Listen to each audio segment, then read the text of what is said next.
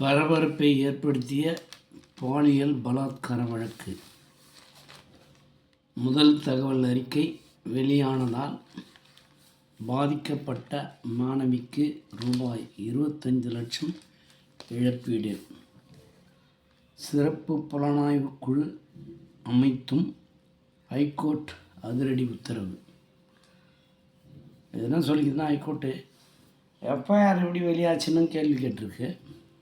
அதனால் அந்த பாதிக்கப்பட்ட பொண்ணுக்கு 25 லட்சம் நஷ்டீடு கொடுக்கணும், அதுதான் இழப்பீடு தரணும் சொல்லியிருக்கிறது மட்டும் இல்லாத சிறப்பு புலனாய்வு குழு அமைச்சிருக்குது. 3 பேர் கொண்ட சிறப்பு புலனாய்வு குழு அமைச்சிருக்குது.